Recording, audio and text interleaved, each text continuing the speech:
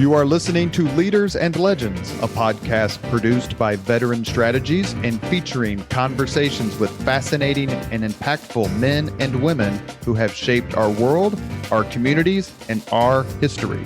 My name is Robert Vane, Principal of Veteran Strategies, and your host for our discussion. You are listening to Leaders and Legends, a podcast presented by Veteran Strategies, a local veteran public relations enterprise, and sponsored by Girl Scouts of Central Indiana, Garmond Construction, Leaders and Legends LLC, the Grand Hall and Conference Center at Historic Union Station, the McGinley's Golden Ace Inn, and McAllister Machinery, your friendly neighborhood Caterpillar dealer. You may find all your sales and rental equipment needs at McAllister.com. We are pleased to announce our podcast is a member of the All Indiana Podcast Network in partnership with Wish TV. You may find Leaders and Legends at allindianapodcastnetwork.com. Thinking of starting a podcast or need to host a public meeting? Let Leaders and Legends LLC be your partner as you look for new ways to communicate your message. Please contact Chris Spangle and me at leadersandlegends.net. Thank you for joining us on the Leaders and Legends podcast. Our guest today is Andrew Jackson O'Shaughnessy, who wins the award for the best name of all of our guests so far, not just because my son is named Andrew Jackson Vane, but Professor O'Shaughnessy is currently the Saunders Director of the Robert H. Smith International Center for Jefferson Studies at Monticello, and a professor of history at the University of Virginia. Dr. O'Shaughnessy is a graduate of, unlike me, he is a graduate of Bedford School and the University of Oxford, and taught at Eton College. I would assume that the Duke of Wellington is all over Eton College at some point, somehow. He has written a book, which I've read, and if you want to understand the American Revolution from the British side, please read the book, The Men Who Lost America.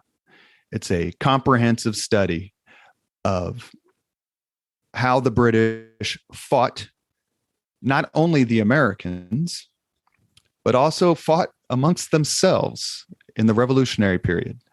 Write this down. The Men Who Lost America, British Leadership, the American Revolution, and the Fate of the Empire. Professor O'Shaughnessy, thank you so much for coming on the podcast. Robert, thank you very much indeed for inviting me and for that splendid introduction. And it's good to meet your co-worker, Chris. Chris, I'm sure, is going to read this book, if not because I'll buy it for him and send it to him.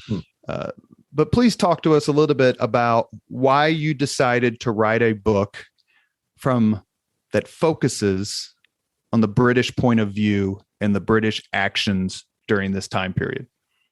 Well, I first started visiting America at the age of 7, and I would come across twice a year. My parents were working in the United States. They thought it was just a short sojourn, and so my brother and I remained in Britain. But I became fascinated as to the interconnections between British and American history. There was not a lot of American history taught in schools, and even at the university level at that time. It's grown quite a bit since, but we learned virtually nothing of the American Revolution. I remember a book in grade school that described the 13 colonies rebelling, and I didn't even realize that the 13 colonies were the core of what we now call the United States of America. And the book quickly mentioned that Britain then gained a much larger empire in India, and so didn't make very much of this loss.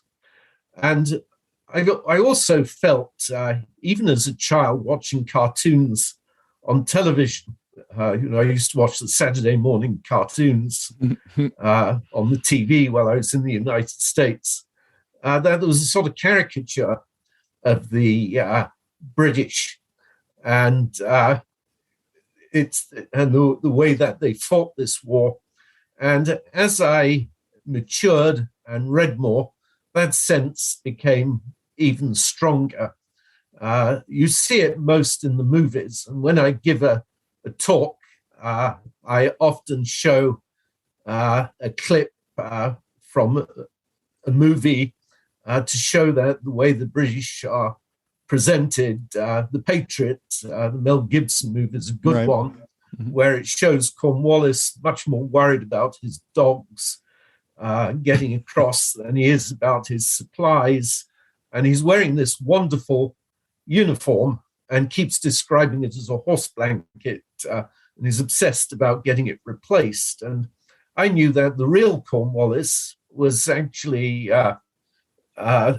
one of the most down-to-earth of all the generals, even though he was the one with a noble background. This is the guy who at Rams's Mill in North Carolina shed all of his carriages, his supplies, his tents, and lived out in the open with his soldiers. His generals, Henry Clinton, described it as a Tartar army, meaning almost barbarian. How the poor Scots.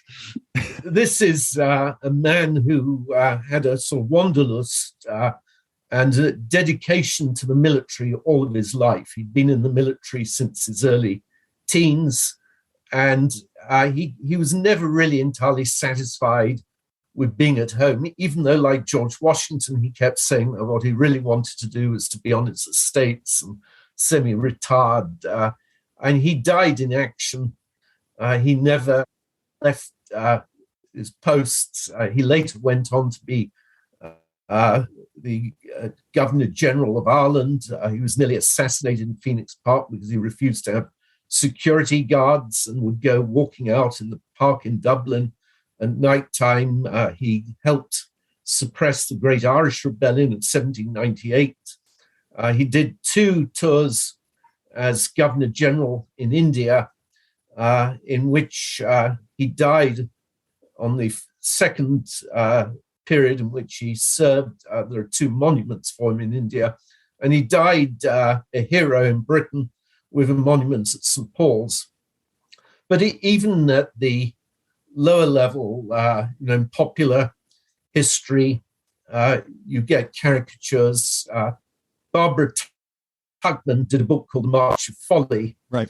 And it was really a book against the Vietnam War, but a third of it was about the British, and really was just pure stereotypes of them in the Revolutionary War. But even at the academic level, this starts to merge the kind of language they used to describe these leaders. And it was Gordon Wood who, in reviewing Barbara Tuchman's book, says the problem is they only look stupid because they failed.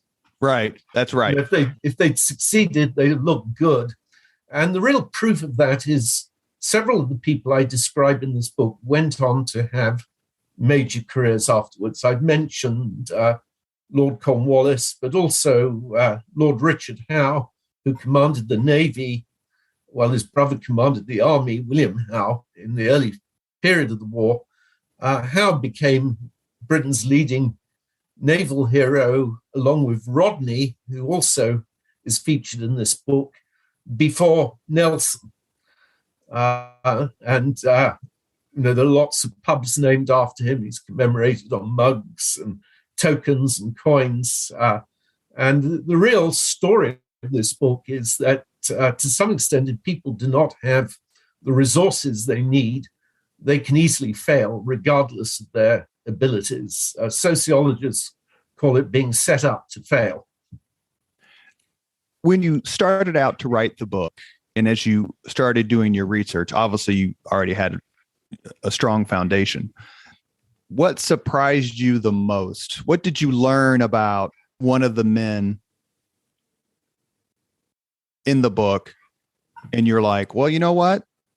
I didn't know that. Or I had an opinion, a judgment about X, but now that's changed. This was true of most of them. I mean, there were some of them that I thought might be dull to write about when I started the book, because there are those who were colorful personalities like Burgoyne. There were those who'd been described as villains previously, like Lord George Germain. But there were also those who they've never really commanded a lot of biographies or a lot of interest. They seemed colorless, such as Sir Henry Clinton. And Clinton was the commander-in-chief of the second half of the war.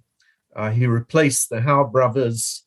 He oversaw Cornwallis. Cornwallis was just a junior commander, and the same was true of Burgoyne. And Clinton has only been the subject of one biography. It happens to be an excellent biography, which won a Pulitzer Prize, but it's a book that basically portrays him as a neurotic. It was part of the new psychohistory that was very popular in the 1960s, using a lot of Freudianism to understand the subject. And it painted a picture of a man who was always approach avoidance. Was too timid ever to really take his troops into battle. And after going through the Clinton papers, some of the most extensive of any of the people featured in this book, and he wrote the longest memoir of the American Revolution by any general on either side, I came up with a very different image of Clinton.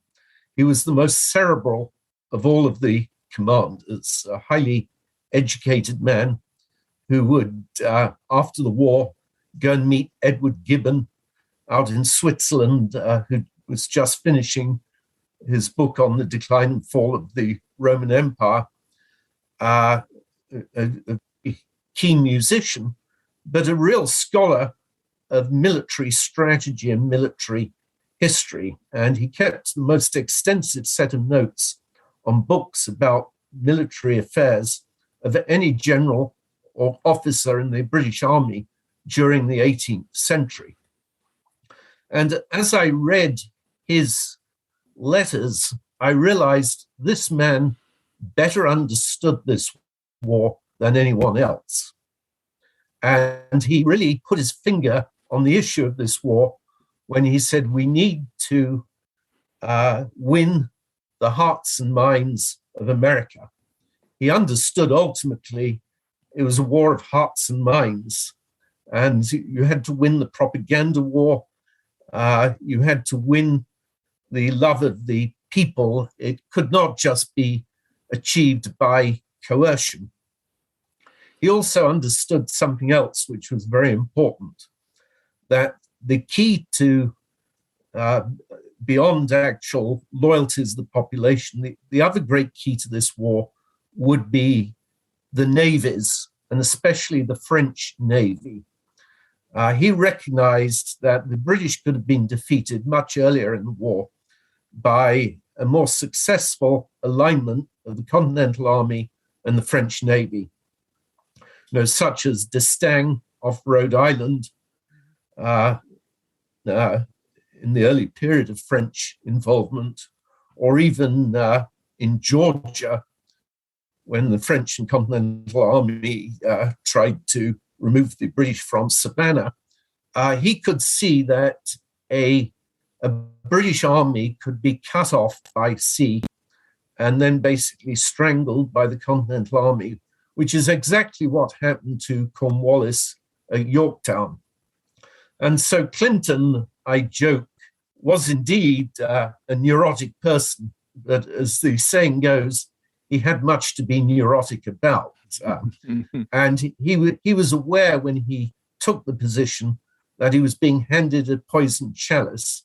He pointed out that he was being expected to win this war with fewer troops than the Howe brothers, less naval support, and at a time when Britain was at war with all of the major powers, France, Spain, later Holland, and with much of Europe basically allied against it in what was called the League of Armed Neutrality. This was the only war, other than 1940, when Britain was standing alone without an ally. And Clinton was so horrified by his situation that he burst out into tears in front of a young officer who happened to be the son of a former prime minister. And he looked at the officer, and this was at the beginning of his command, and said, "I would rather be the sentry guarding the door of my office than be in my position." We're talking with Professor Andrew Jackson O'Shaughnessy about his book, The Men Who Lost America: British Leadership, the American Revolution, and the Fate of the Empire. It's a wonderful book, chapter by chapter, each focusing on a particular person, or in one chapter, the Howe brothers. George III, Lord North, the Howe brothers, John Burgoyne, Lord Germain, who was, I think, Secretary of State for War or Secretary for War, Henry Clinton, Lord Cornwallis, George Rodney, Admiral, and the Earl of Sandwich, who headed the Admiralty. So let's make sure. I want to cover as many of these folks in a little bit of detail as possible. Your point about the Americans' caricature of the Brits back then, whether it was, I think, the Bugs Bunny, a Connecticut Rabbit in King Arthur's Court, or some of the other cartoons of the day, since you brought it up, has George III as a puffed-lipped fatso who is basically kind of a dullard and adult. Coming through your book, I got the sense that he was stubbornly very British. He comes for the Hanoverians. They're German, but he's actually born, I think, in Great Britain, unlike his father, grandfather, great-grandfather. George II is his grandfather. His son, Frederick, George III's father, dies. So George III becomes king at a very young age, just about when, set in 1760, just as these things are starting to heat up. But he wasn't that at all. He seemed to have been willing to be a fighter, to fight for the colonies, to fight for the supremacy of, quote unquote, the mother country. But he was very much a Renaissance man who unfortunately descended into madness through no fault of his own. I've read 2 or 3 biographies of him, and he comes off as very impressive, but yet somehow is the king we remember for losing the American colonies. Would you rate his leadership during this time period? Well, I should observe first that you don't need to go back to Bugs Bunny. The recent musical Hamilton has a caricature of him. And I forgot when I was writing the book, and it was a little clip of a movie I used to show when I first came over to the United States. But there's a movie called Sweet Liberty with John Older. And it shows that Americans themselves can poke fun at these caricatures, because in the movie, the British reenactors, who are meant to be losing all these battles, and they're meant to be portraying the American Revolution, get fed up of having to lose all the time. And there's Americans playing the British reenactors, and they decide to win a battle. And it messes up the movie, of course, but it's really quite a good humor aimed at the way we do have these sort of cardboard cutout views of what these guys were like. And one of the reasons I wanted to do this was not just because I was concerned with their reputations, which are neither here nor there, but I think that this distracts from the real reasons why Britain lost the war by being too obsessed with leadership and decisions. We're missing the big picture. So hopefully we'll get time to talk about that in a while. George III is quite impressive in his way. A historian, Herbert Butterfield, who was writing at the end of the Second World War and based at Cambridge University, he described George III as Churchillian. And interestingly, one of Britain's leading current historians of Churchill, Andrew Roberts, has just written a massive biography of George III. And he also makes comparisons to Churchill. What surprised me writing about George III is that he was not responsible for the policies that led to the American Revolution. It's difficult to make the case that he was a real tyrant. He did what he was supposed to do as king, and that was to support the claims and authority of Parliament. The policies were largely devised by Parliament. What interested me, though, was that after the Boston Tea Party, he became obsessed with America and said, basically, they'll be lions while we are like sheep. I think this is always worth remembering when people argue for using force and they start quoting Neville Chamberlain and Munich and appeasement. Sometimes you can go also the other way and make an error. It's easy to think the only way to solve something is through coercion. And that was George III after the Boston Tea Party. And he basically felt, and he articulated Britain's war aims and reasons for fighting this war better than anyone else in the book, that if Britain lost this war, it would cease to be a great power. So in his way, he understood the potential and importance of America. He thought that Britain, by losing the war, would lose its place among European nations, and that basically it had to win. And by the middle of the war, he'd moved to a castle, Windsor Castle. He started having that done up. Neither his grandfather nor great-grandfather ever wanted to live at Windsor. This became George III's main palace outside of central London. And military music's playing every evening. He was portrayed wearing a red coat, most famously by Benjamin West, who happened to be American from Philadelphia and was ironically George III's favorite painter. And George III was making comments like, if any 10 men will stand beside me, I intend to go on. If others will not be active, I must basically take control. And he became almost his own prime minister. After Yorktown, George III simply shrugged his shoulders and said, it's a setback like Saratoga, but we must continue. And he became very close to considering essentially abdicating rather than accepting the loss of America. He disdained the politicians.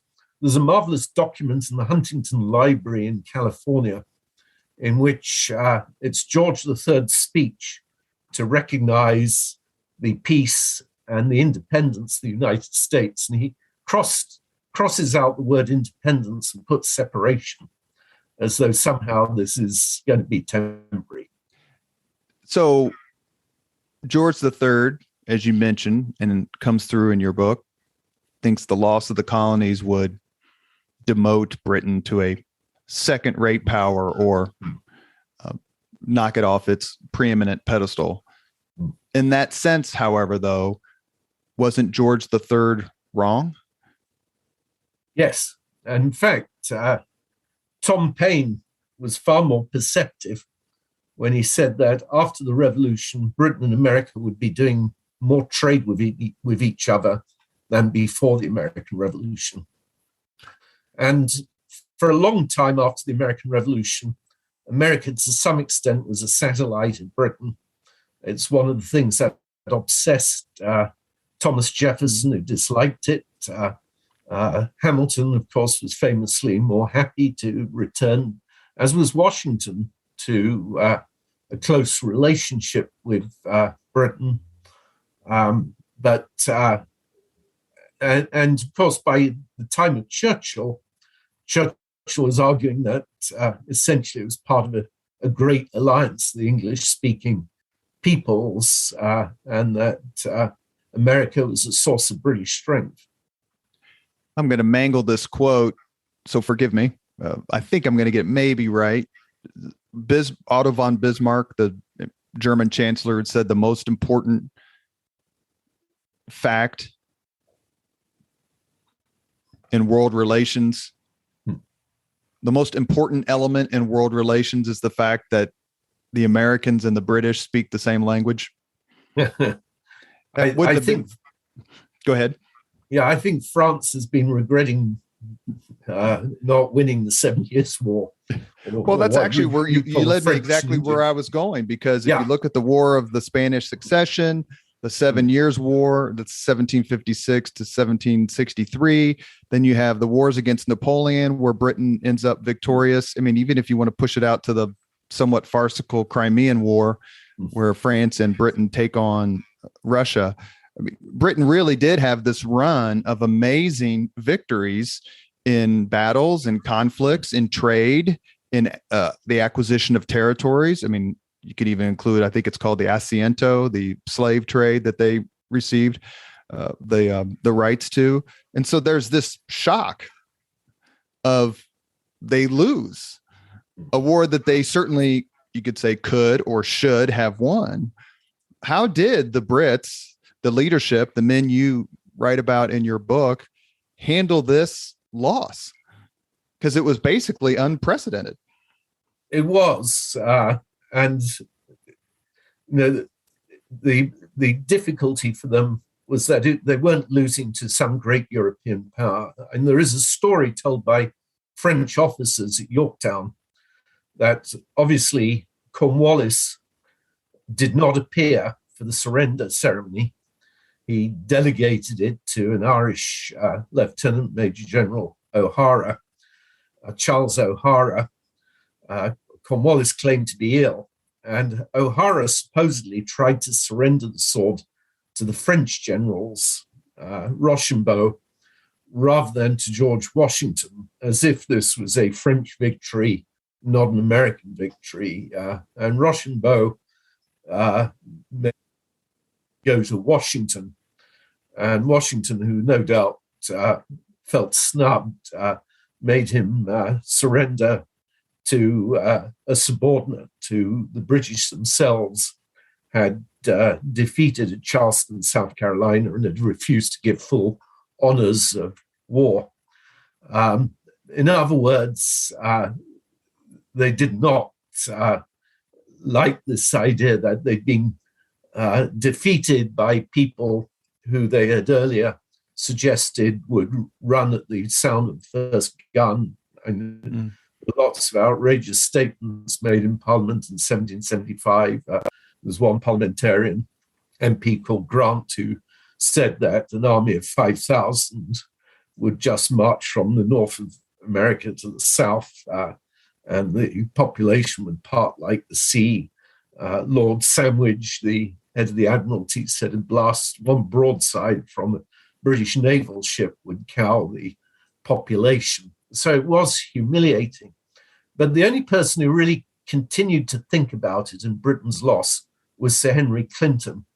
And Clinton's great complaint is that the British tried to just forget it altogether, and that the social season restarted, the attention was elsewhere, and that they basically tried to obliterate it. And Clinton said, this is an error.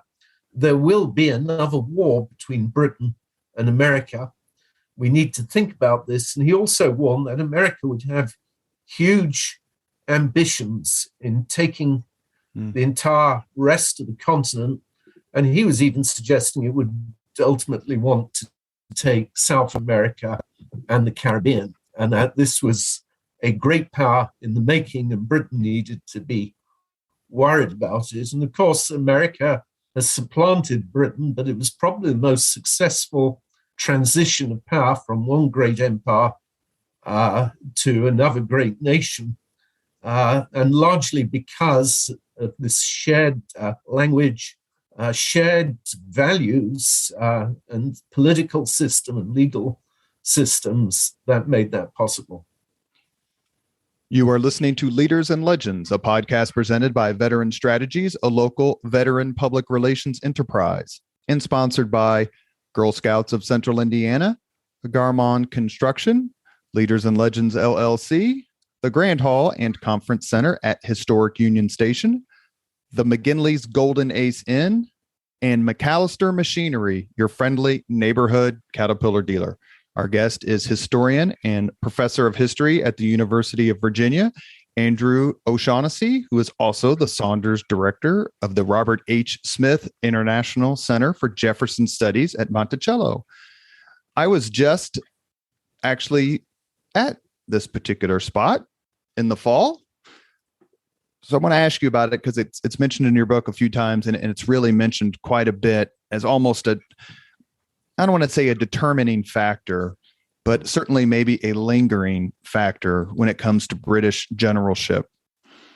And that is the Battle of Bunker Hill. It's a magnificent little place when you visit Boston. I spent some time in Boston in October, went to Salem, went to Lexington and Concord, but Bunker Hill to me was just kind of the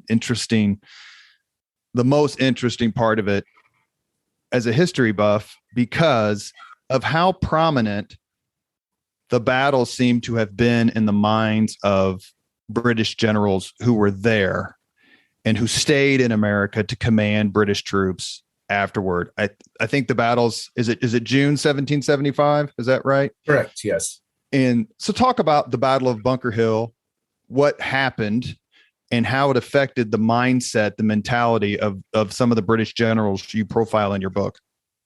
Well, of course, it's always portrayed, and those cartoons I used to watch as a child, of the British just sending mindlessly rank after rank of redcoats in file up the hill, and they're getting mowed down by bullets. It was rather more complicated than that. But the significant feature is the British took Bunker Hill, but it was what's called a Pyrrhic victory. Certainly, Bunker Hill is a misnomer. It was actually a place called Breed's Hill next to it. But the British took it, but it's a Pyrrhic victory because the casualties were so high that it really represented a terrible loss, and they weren't able to then follow up and start clearing the countryside of American troops. They essentially were incarcerated within Boston, which was almost like a peninsula and an island at the time. And the British lost about 50% of their officers. And William Howe was the real commander there, even though Gage was meant to be the commander in charge. The British were fed up of Thomas Gage. They didn't like his warnings that they'd need a huge number of additional troops and that coercion was going to be an error. And so they sent Howe, Burgoyne, and Germain, all of whom were at this battle, and all of whom, of course, were just horrified by the British casualties, especially to officers who could not be easily replaced. And these are the kind of casualties that the British wouldn't experience again to the First World War. And people have often speculated that Howe became especially timid and cautious in his tactics because of what happened at Bunker Hill. He also was very concerned that he didn't think the British army very well trained. And so after Bunker Hill and after withdrawing from Boston, he took much of the army up to Halifax, Nova Scotia, and focused purely on training. And that's the only time in the war when I can recall commanders critiquing their troops or feeling that there was anything wrong with the army. For the most part, the regular soldiers served very well. But Howe won all of the major battles that he commanded against Washington. Battles like Long Island and White Plains and Brooklyn that were some of the biggest in the war. But is a good example of how you can win the battles and still lose the war. He was not personally commanding at Trenton or at Princeton, even though it was his army that was encamped. Howe was chosen over 105 more senior generals in the British Army. And he was chosen because he was known as an expert in light infantry, which today we might think of as your commandos, very supposedly very versatile troops who fought in irregular regular numbers. He was actually against Britain going to war in America, and he only agreed to serve if his brother, Lord Richard Howe, could be head of the Navy. And this was very smart. It meant now you had beautiful coordination between Army and Navy. Richard Howe really wrote the blueprint on amphibious warfare. And these brothers, in a summer afternoon in August, managed to land about 20 or 30,000 troops in Staten Island, dozens of cannon, and were able to move very quickly.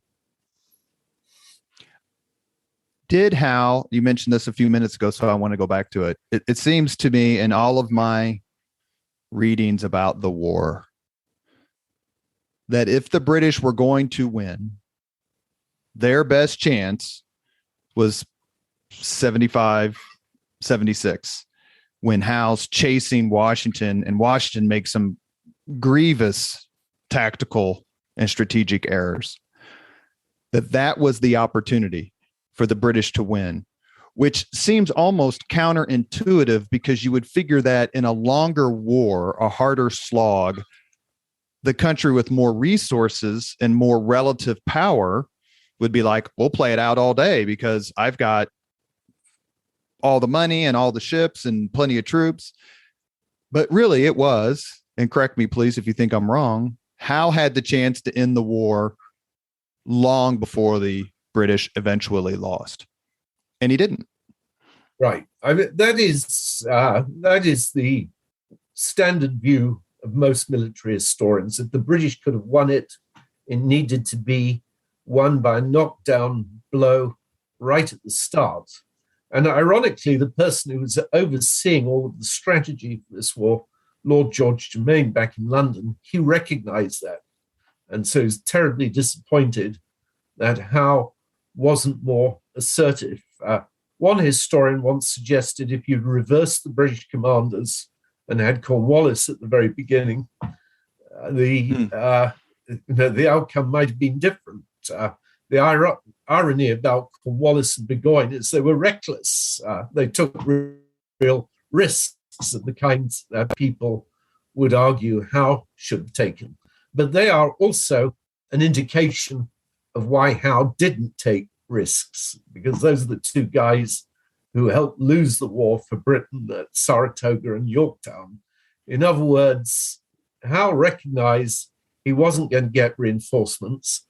The Britain traditionally only had small armies. It relied a lot on mercenary troops from Germany, and it relied on allies, and it didn't have any allies in this conflict. In the French and Indian War, they'd managed to get Prussia to do a lot of their fighting against the French in Europe while they focused on America. And Howe understood the dangers of a high-risk policy. On the other hand, he always seems to have tried to wait to get the perfect situation. And Washington, part of the brilliance of his strategy was to deny him that opportunity and to realize that what was important was just to keep an army in the field and to show America was still able to stand up. Even if they were defeated, they could still show up for a fight. Two other parts of your book that seem to be running themes as you go through the analysis of these men. I'd like you to talk about them too, please. One, it doesn't seem like the British Navy ever got its act together where it functioned as a equal but ancillary arm of the British Army. Now, you could say the French Navy had a lot to do with that, and that the Britain had commitments all over the world. And the United States had a pretty effective sort of privateer pirate enterprise going. But they just couldn't figure out how to use it in a way to strangle the colonists. That's A. B, that there just seemed to have been this amazingly persistent idea or notion that the majority of Americans were loyal to the British crown and to Great Britain generally, and that all you had to do was awaken these sleeping giants, to use Yamamoto's phrase, and the Brits would have all these amazing loyalists come out of the woodwork to help defeat the rebellion. That was never true, at least militarily, even though maybe at the beginning of the war, emotionally, you could say that that was the case. Why do you think that the Brits were so persistent in thinking that the loyalists were just there waiting to be unleashed? Well, the reason is that there were loyalists. There were Americans who supported Britain. The American Revolution was also a civil war. And this is true virtually of every revolution. Think of the recent Arab Spring. They're also civil wars. And it's estimated that anything up to a third of Americans supported Britain. So that's quite a high proportion.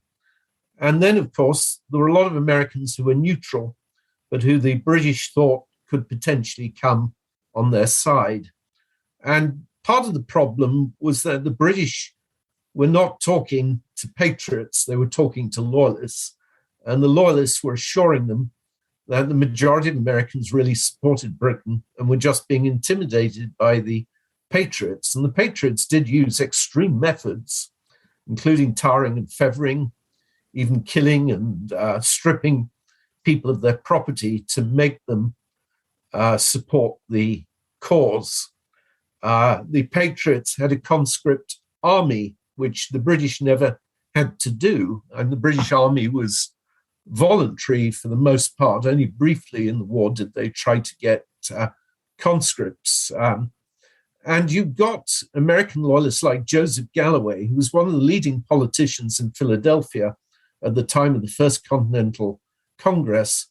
He was in London a few months before Yorktown, telling Lord George Germain that 5 out of 6 Americans supported Britain. And if you want to think of an analogy in the Iraq War, America put a lot of trust in a man called Chalabi, both the FBI and the army. And he was saying Iraqis basically hate Saddam Hussein and will support America. And it proved actually disappointing as to the extent that those who were genuinely pro an intervention. So individuals and supposedly people with insider knowledge. And I think the lesson for this is that it's very difficult to take the pulse of citizens during warfare. And Germain even sent over an official to try to calculate what the support was for Britain within South Carolina. But it all depends on who you're talking to. It's also worth remembering that people's loyalties fluctuate during a war.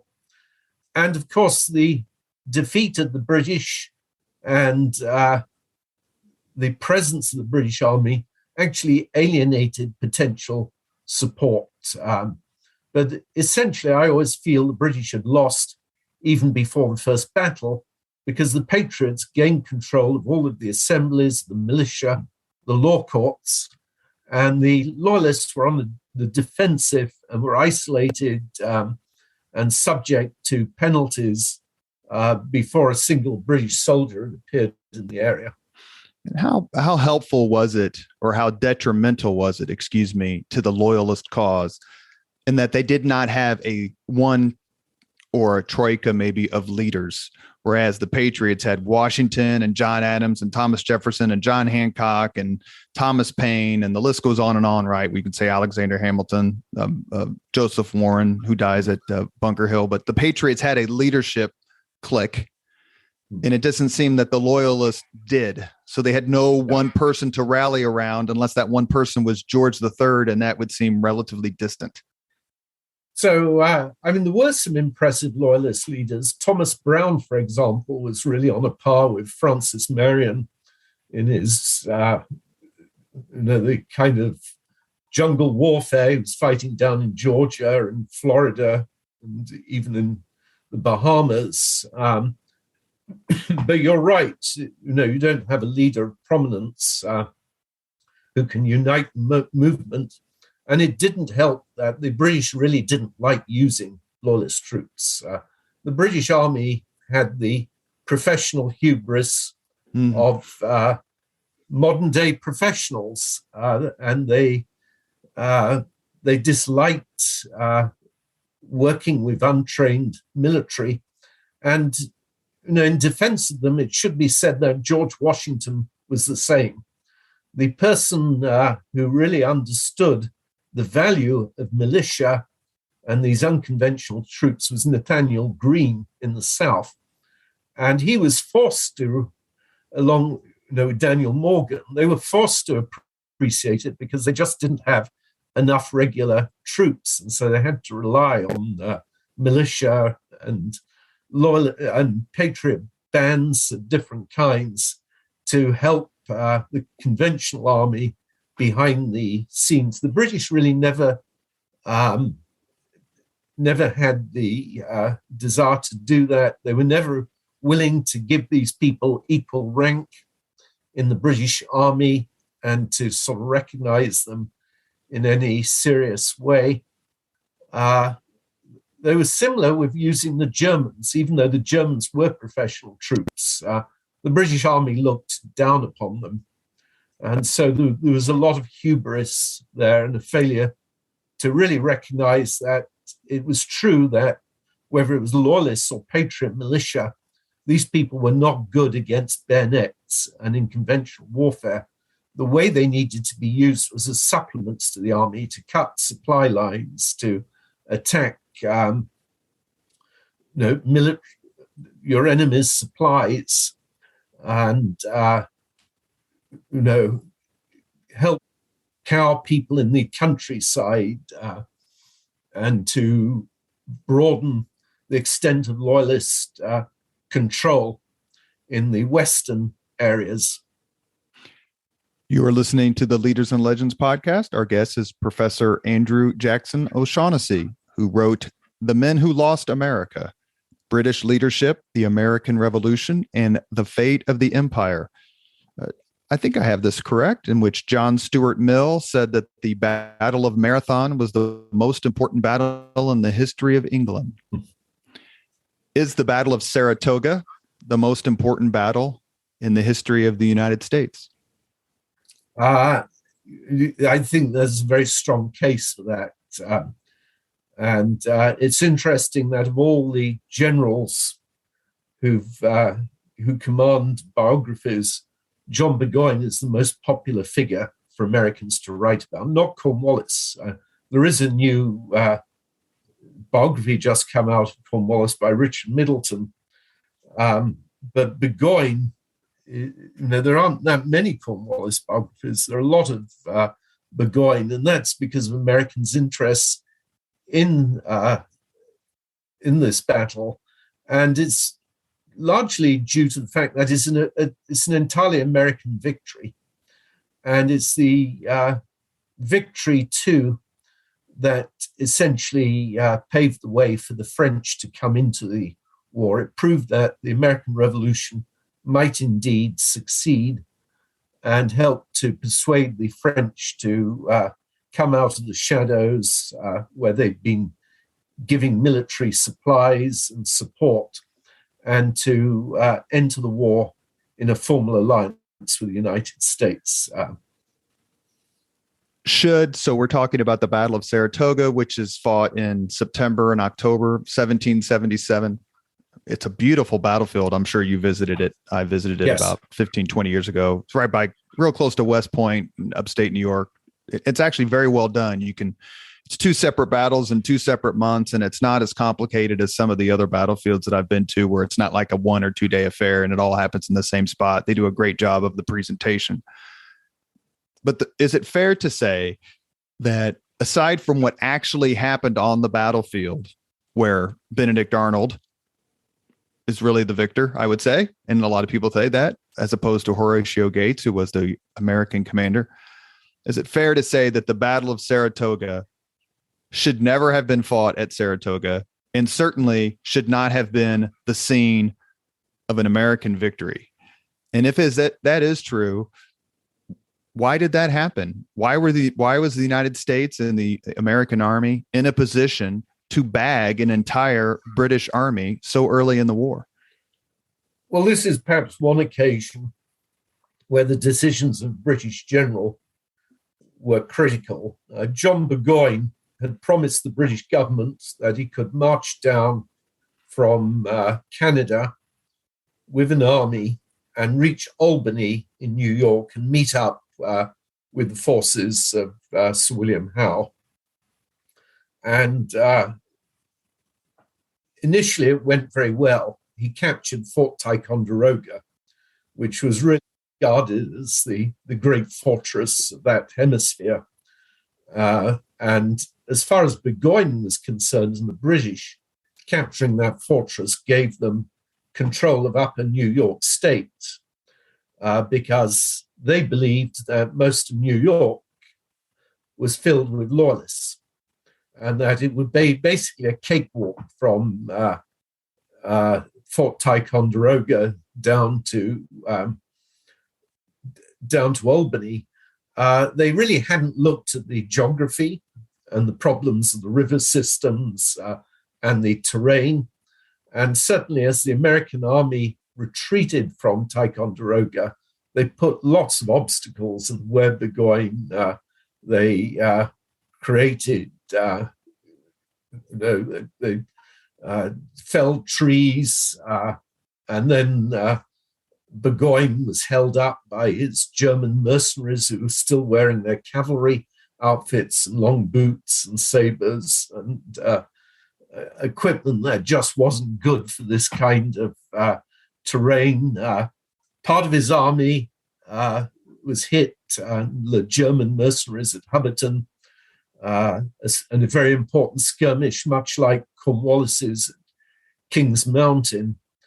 And Burgoyne should have decided, as his predecessor, General Carleton, decided only a year earlier, just to turn back and come back another season. Burgoyne instead insisted that he had positive orders never to turn round and to proceed.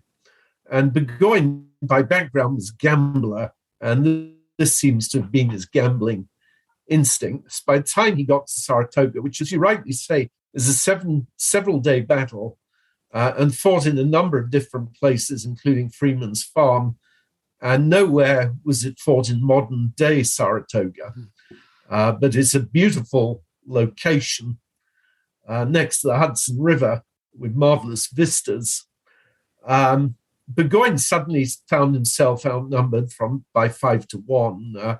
And Burgoyne later wrote an incredible account of there and said the American troops were basically as good as the equivalent European troops. This was really a professional army. And certainly people have given Benedict Arnold a lot of credit in the main battle for turning back Burgoyne's force, rather than Philip Schuyler, who's commander-in-chief. This is a question that's related somewhat to one of the 5 questions that you'll get at the end of the podcast here in a few minutes, but I'll give you a freebie. That way you may not have to make a hard choice.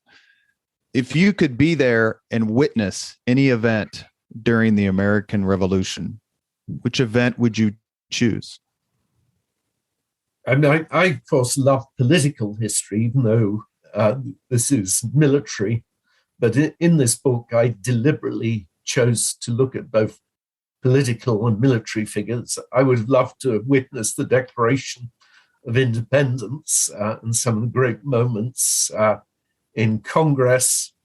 I begin the book with George III describing Thomas Jefferson meeting George III, along with John Adams. I'd love to have been a fly in the wall to see that scene. There's a marvelous clip from the John Adams series that I often show. It is great. It is. Yes, it is.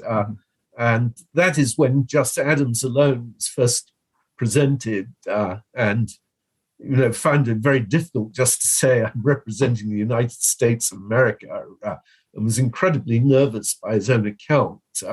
And in the film, they use the exact dialogue that John Adams recounts. And in that particular case, George III was actually clearly warm to him, I suspect because John Adams was known as being anti-French and pro-British. And he wasn't the prime author of the Declaration of Independence, which I always say is the greatest negative political document in the history of the world. There's really not a whole lot about the United States and how great it can be. Most of it's starts with he, and they talking about George III. Well, it'll amuse you. Jefferson in later life said we should put George III in our pantheon of heroes, almost as though he should be up on Mount Rushmore, because he drove us to our own good. A couple more questions before we get to the 5 questions. Lord Cornwallis surrenders at Yorktown, October 19th, 1781. It's a remarkable scene, I'm sure, but it's a bit of a gamble because Washington, who was obsessed with retaking New York and was obsessed with it throughout the war, I think obsessed is probably the right verb, decides we got a chance to bag this army.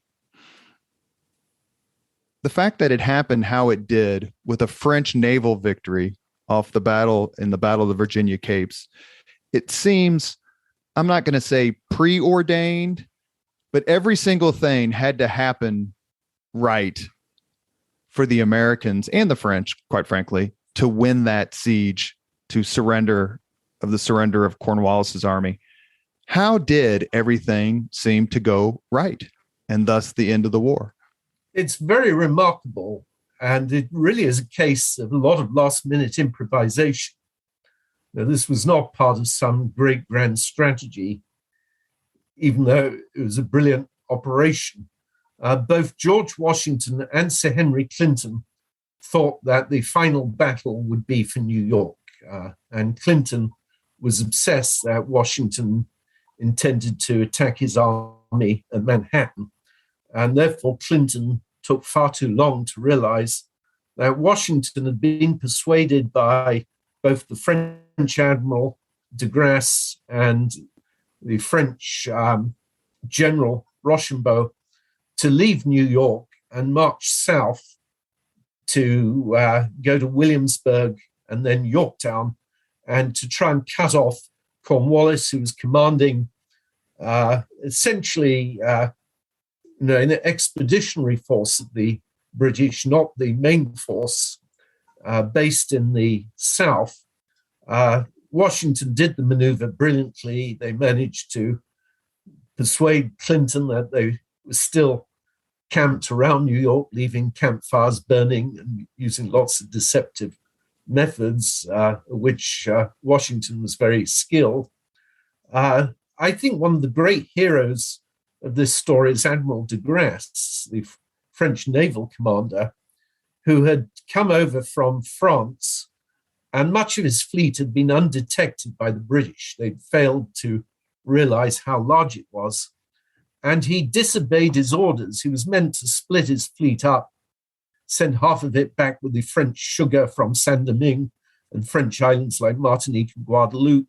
Instead, he left the Spanish to guard the French islands, and he proceeded north with the entire French fleet. And he took on pilots who persuaded him that he should actually go to the Chesapeake Bay, not to New York. And he arrived in the Chesapeake Bay, he blocked it off. And so Cornwallis really became checkmated, surrounded on one side by the Continental Army and various militias, states, and on the other by the French Navy. The British appeared and tried to dislodge the French Navy in what's often called the Battle of the Chesapeake Capes. The problem for the British is that their navy was weaker and a much smaller size. And it was just the kind of scenario that Sir Henry Clinton had predicted. A stronger French navy, working in alliance with the Continental Army, would basically be able to cut off the British Army. And that is exactly what happened. A beautiful checkmate, but very much improvised at the last minute. No one had guessed that that would be the main theater of the war. And Washington actually didn't think of it as decisive. One of my claims to fame is I once got to give the speech in Yorktown on the day that commemorates the surrender to astounded French and American army officials. So I don't think I'd ever heard a British person ever give the speech. And what I point out is no one at the time realized this was the end. One of the few was the British Prime Minister, Lord North. And when he was told the news, he put his head in his hands and said, "Oh God, it's all over." But George III was confident that Britain would just go on. They were still doing military planning at the beginning of 1782. It took a while for it to dawn this was the end. But I think the important lesson here is just like Afghanistan, Vietnam, it wasn't Ukraine. Please mention that as well. Maybe Ukraine. We don't know the outcome there yet, but it didn't end in a total defeat. Britain could have gone on fighting, just as the US could have gone on fighting in Afghanistan and in Vietnam.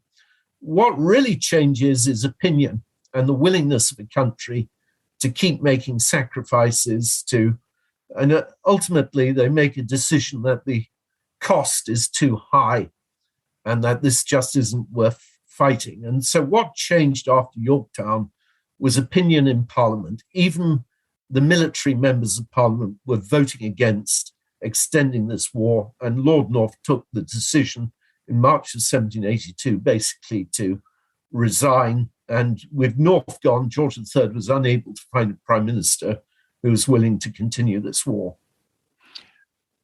So last question. You are Andrew O'Shaughnessy, Minister for War, Secretary for War for the Brits, for the British government during this time period.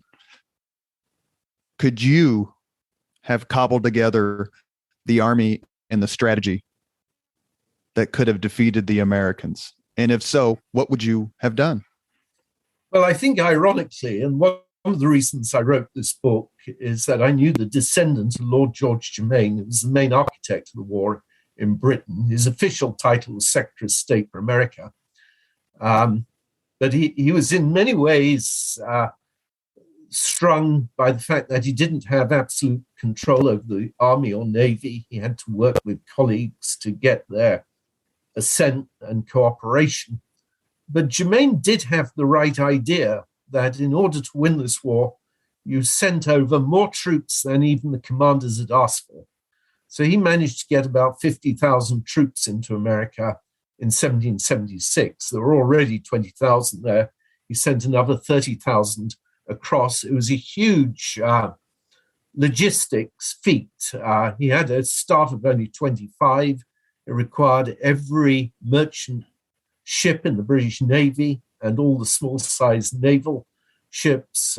Men were so closely huddled, and they were coming from as far as different ports of Germany and Ireland that they'd often all have to change positions together at nighttime because they were so crushed in the lower decks. And he wanted commanders to be very bold, both Carleton in Canada and Howe in New York. And Carleton was meant to do what Burgoyne was meant to do the following year, march down south and meet up with Howe in Albany. He was very critical of Carleton, who he thought was more interested in releasing prisoners, that included Daniel Morgan, and trying to play nice guy. And he felt the same with William Howe, but he particularly blamed Sir Guy Carleton. And he felt his generals basically let him down, although at that stage of the war, he didn't openly blame them, but he felt they'd been far too tepid. And his argument was, you can't start talking peace and trying to be nice until you've really won a major victory. You'll just seem weak. It's interesting in the sense that when you read about this war, half the time my mind is, there's no possible way the Americans are going to win, even though I know they win. And then another half of my mind is, what were the British thinking that they could subdue almost an entire continent? I mean, I'm overstating it, but I mean, hundreds of thousands of square miles. How could they possibly think that they could win the types of battles or hearts of minds, as you said earlier, that would cause the war to end? But yet you can make an argument that both were true, that the Americans should have won and that the British shouldn't have lost. So this, to me, for the British, was classic counter-revolutionary warfare of the kind that the British faced in the 19th century in Afghanistan, the Russians faced just before the collapse of the Soviet Union and arguably helped lead to the collapse of the Soviet Union in Afghanistan, and that the United States faced in Afghanistan. And arguably, Vladimir Putin is going to face this in Ukraine. The British at various times took every American city, but they could never win the war. Whenever it came to trying to occupy large areas of ground, it collapsed beneath them.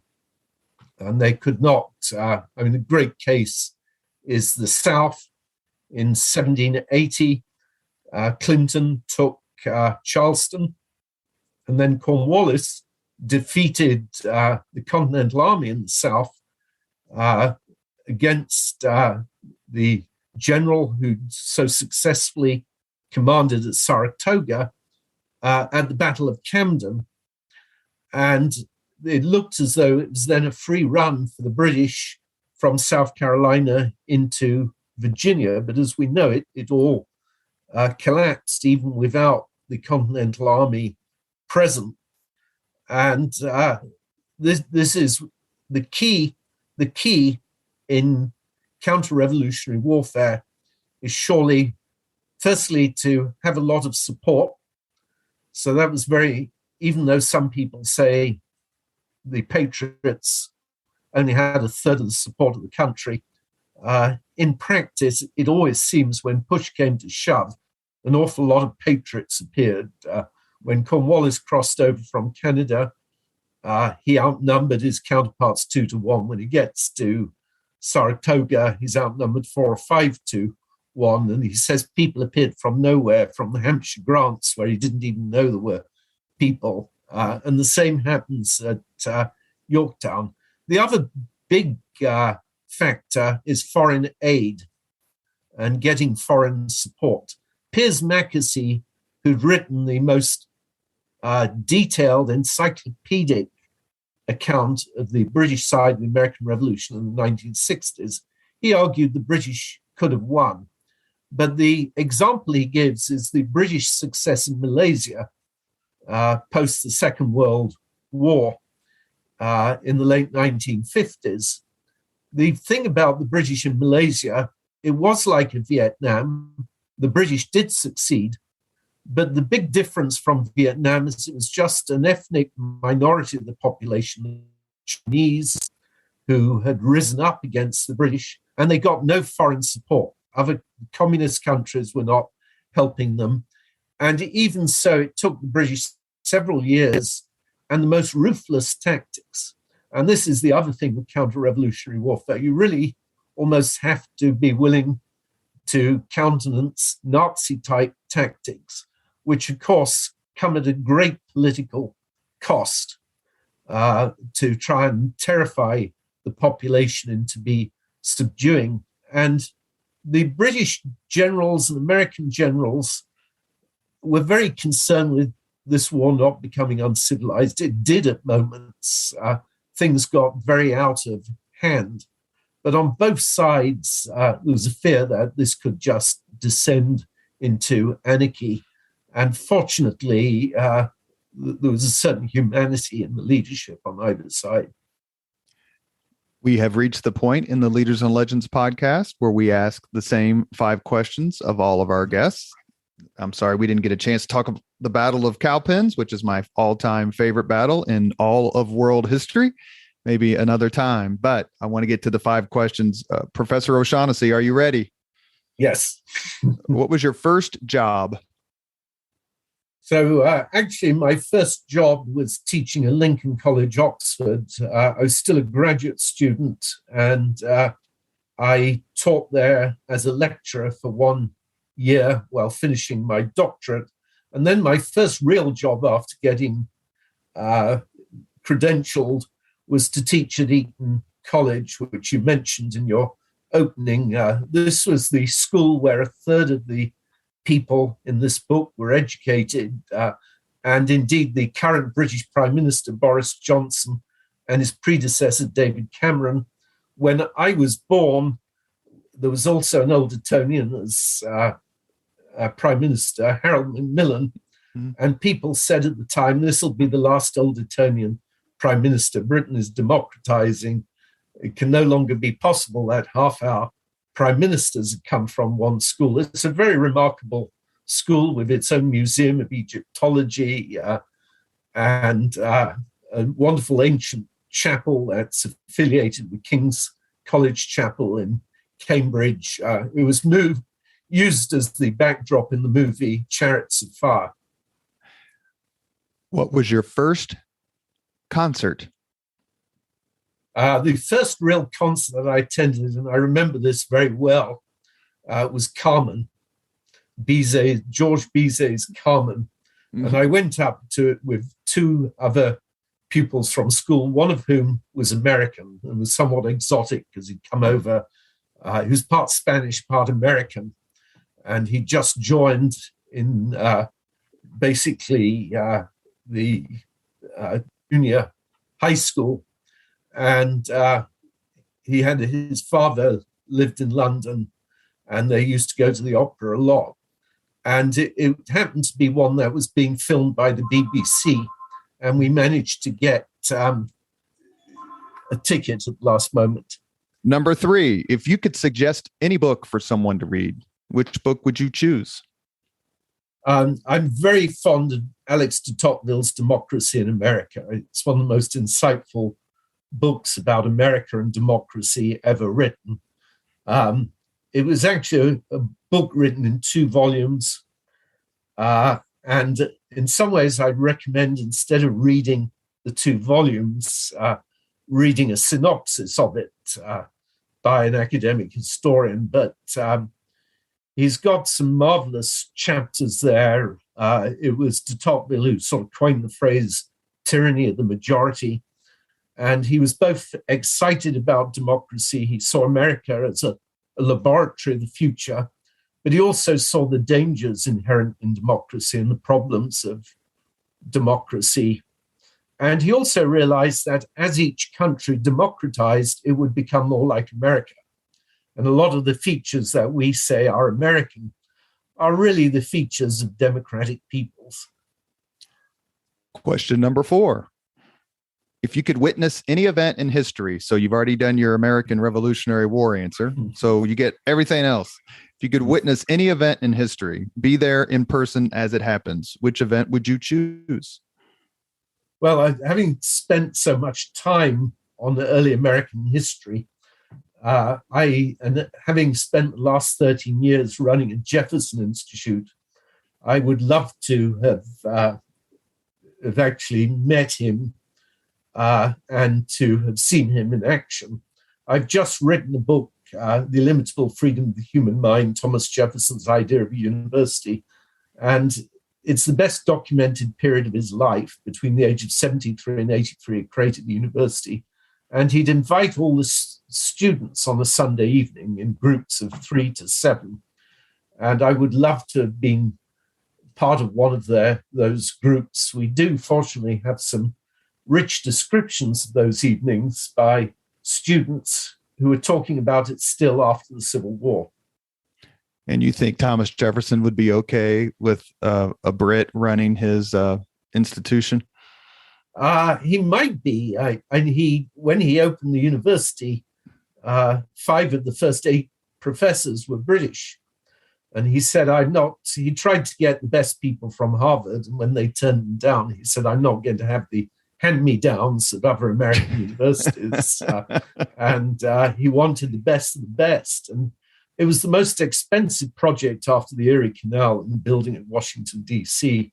And he built these grand pavilions for the professors and said, you can't just have huts if you want to attract professors from Europe. Last question. If you could have dinner with anyone living today, 2 hours off the record, talk about anything you want, whom would you choose? That's the most difficult question. I hadn't heard any of these questions incidentally beforehand. So that it would have been easier to have answered 20 years ago. People like Pope John Paul II or Margaret Thatcher, some of, when we had some real lions of personalities, that it would be pleasant. I think it's always interesting, of course, to meet the President of the United States. That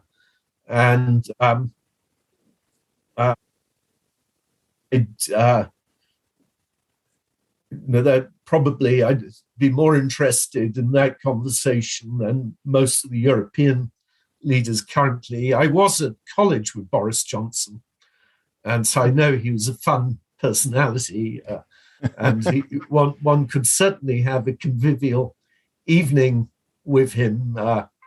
Whether he was a great politician or not is another matter. We joke that he's the first prime minister since the 18th century not to know how many children he has.